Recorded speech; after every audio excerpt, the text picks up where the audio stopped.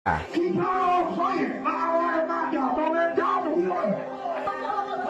yang kemudian terjadi?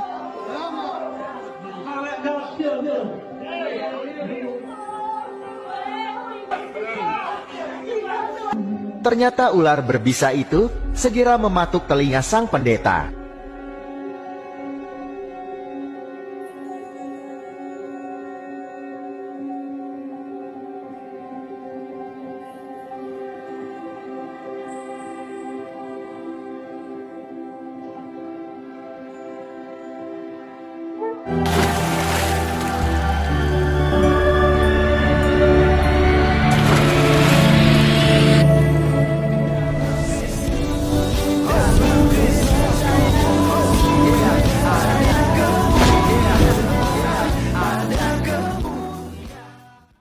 Shalom Alechem Bisem Yeshua HaMashiach. Salam sejahtera di dalam nama Tuhan Yesus Kristus untuk kita semua.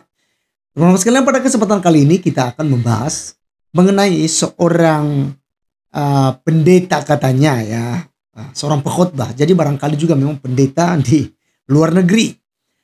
Sembari memegang ular dalam sebuah khotbah yang disampaikannya kepada jemaat tentunya. Dan teman-teman sekalian, seperti yang kalian lihat di cuplikan, ular yang berbisa itu mematok telinga sebelah kanan daripada pendeta. Yang pada akhirnya itu dia lemas ya, karena darah juga keluar, dan tentu bisa ular itu kan menyebar ya ke seluruh tubuhnya. Jadi teman-teman sekalian, ini adalah pelajaran berharga bagi kita. Sebenarnya video ini saya ambil dari Facebook ya, FB Pro, yang kemudian diposting oleh salah seorang Islam untuk apa? Mengolok-olok iman Kristen. Mengolok-olok tentang ayat kitab suci, begitu ya. Inilah ajaran sesat katanya. Makanya jangan ikut, jangan masuk menjadi seorang Kristen. Teman-teman sekalian, Markus pasal 16 ayat yang ke-15 sampai ke-18 itu, mereka akan memegang ular dalam ayat 18 itu, dan sekalipun mereka minum racun maut, mereka tidak akan mendapat celaka. Mereka akan meletakkan tangannya atas orang sakit dan orang itu akan sembuh. Nah teman-teman sekalian, memang jelas ya bahwa tanda-tanda ini akan menyertai orang-orang percaya. Tetapi kemudian ini perintah atau sebuah pernyataan atau sebuah jaminan bagi kekristenan yang memberitakan Injil, bahwa mereka tidak akan mendapat celaka. Nah teman-teman sekalian, sebelum saya akan membahas ayat ini, saya mengajak kita dulu untuk melihat video daripada seorang pengkhotbah yang sedang berbicara sambil memegang ular berbisa. Berikut videonya.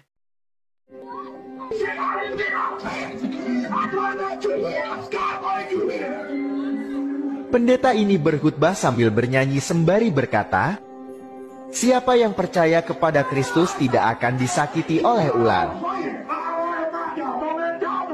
Menurut kristolog Mashwood, pendeta ini ingin membuktikan ayat Bible Markus pasal 16 ayat 15 sampai dengan 18. Dalam ayat ini tertulis, mereka akan memegang ular dan sekalipun mereka minum racun maut, mereka tidak akan celaka.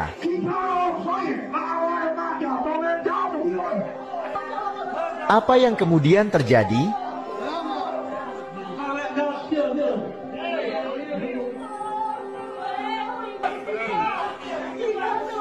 Ternyata ular berbisa itu segera mematuk telinga sang pendeta.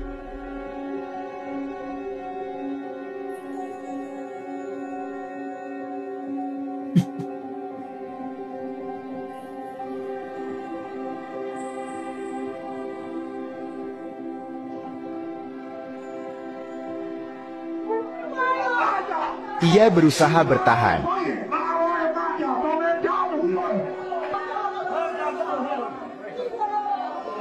Tetapi darah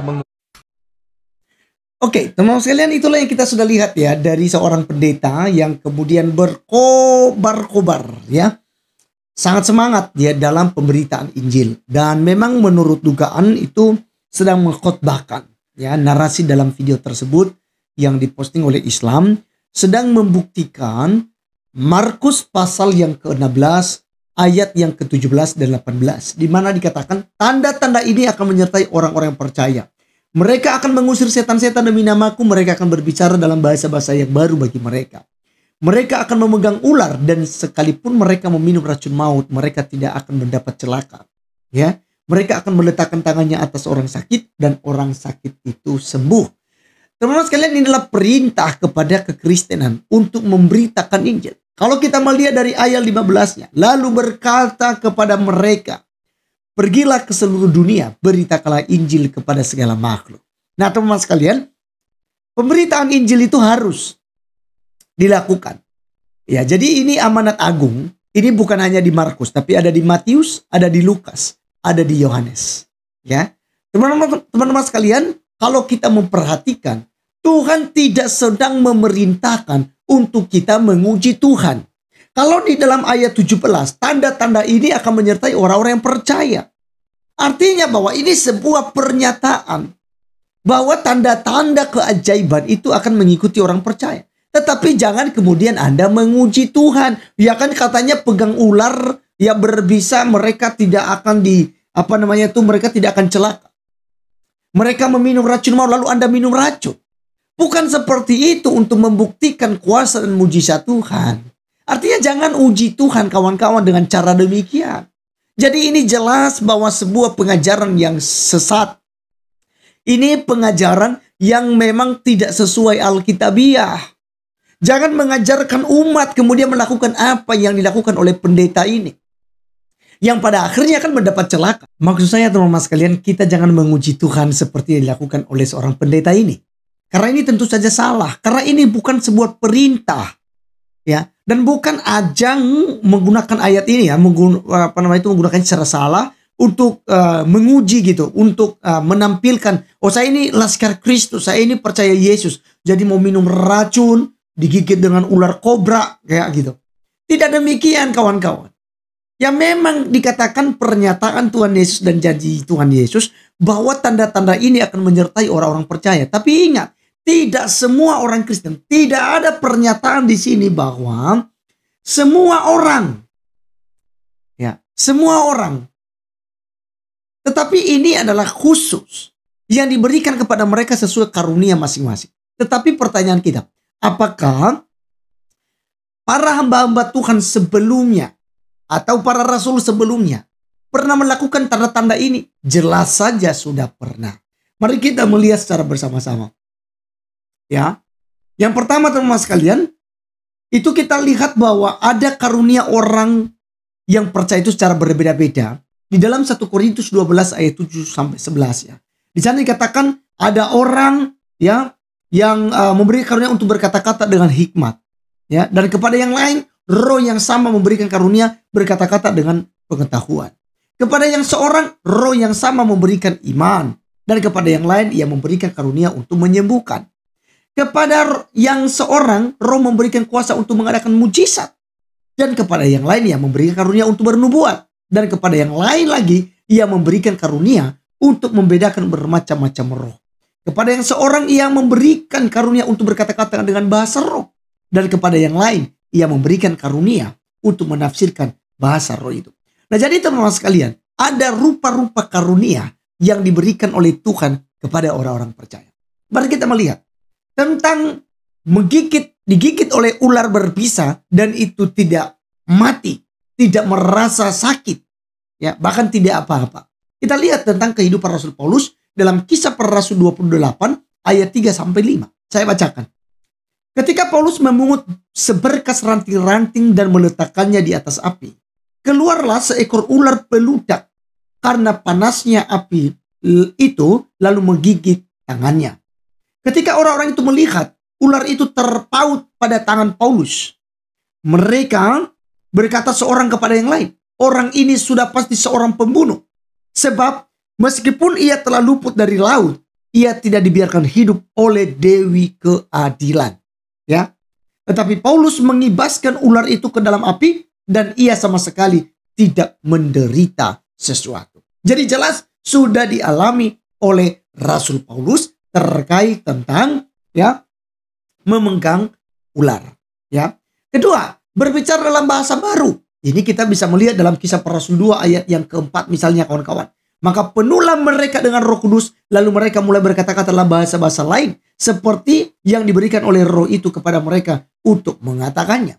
Jadi kalau Anda membaca Kisah Para Rasul pasal 2, Anda kemudian akan menemukan orang yang tercengang-cengang dan terheran-heran dengan bahasa yang baru yang diberikan kepada para rasul ketika lidah api turun atas mereka. Kita melihat teman sekalian, ada yang berkata begini, kita orang Partia, Media, Elam, penduduk Mesopotamia, Yudea, dan Kapadokia, Pontus dan Asia, Firgia dan Pamfilia, Mesir dan daerah-daerah Libya yang berdekatan dengan Kirene, pendatang-pendatang dari Roma, baik orang Yahudi maupun penganut agama orang Yahudi, orang Kreta dan orang Arab. Kita mendengar mereka berkata-kata dalam bahasa kita sendiri tentang perbuatan besar yang dilakukan Allah. Nah teman-teman sekalian, di sini kita bisa belajar bahwa ternyata para rasul telah mengalami hal yang dikatakan di dalam Markus pasal 16 ayat 15 sampai 18. Ya. Kemudian tentang mengusir setan. Oh, itu udah sering sekali kita lihat para murid mengusir setan. Bahkan sampai pada hari ini mujizat-mujizat itu masih terjadi untuk pengusiran setan. Contoh, Kisah Para Rasul 5 ayat 16, Kisah Para Rasul 5 ayat 15 sampai 16. Bahkan mereka membawa orang-orang sakit keluar ke jalan raya dan membaringkannya di atas balai-balai dan tilam, supaya apabila Petrus lewat, setidak-tidaknya bayangannya mengenai salah satu seorang dari mereka, dan juga orang banyak dari kota-kota di sekitar Yerusalem datang berduyun-duyun serta membawa orang-orang yang sakit dan orang-orang yang diganggu roh jahat, dan mereka semua disembuhkan, ya. Nah, jadi teman-teman sekalian, kita melihat di sini bahwa ada mujizat. Bayangan Petrus saja, ya, itu bisa menyembuhkan orang. Nah, kemudian tentang menyembuhkan orang sakit, sudah kita lihat tadi teman-teman sekalian. Petrus melakukan itu. Paulus juga melakukan hal yang sama. Mujizat-mujizat ini dilakukan oleh para rasul sebelum kita. Nah, jadi kembali kepada konteks kita teman-teman sekalian, bahwa apa yang diajarkan oleh seorang pendeta tadi itu tidak boleh diikuti. Karena itu bukan perintah. Itu hanya sebuah pernyataan dan janji bahwa ketika orang-orang memberitakan Injil itu akan disertai oleh Tuhan Yesus. Ya, bukan berarti Anda sengaja minum racun dan Anda sengaja memegang ular dan coba-coba, oh saya percaya Yesus ini, gigit saya, udah tak, ya kan? Mati pada akhirnya. Jadi jangan sekonyol-konyol seperti itu, ya. Kenapa? Karena sekali lagi karunia-karunia kita berbeda-beda. Silakan saja orang tidak mau percaya kepada pemberitaan Injil, tidak ada urusan kita. Tugas kita hanya memberitakannya. Ya, jangan paksakan Anda minum racun, ya. Anda dipatok oleh ular, ya. Jangan, karena itu bukan perintah sama sekali untuk orang-orang Kristen. Baik teman-teman sekalian, sekian video kali ini. Kiranya dapat mencerahkan kita semua. Dan sampai ketemu di video berikutnya. Tuhan Yesus memberkati. Salam.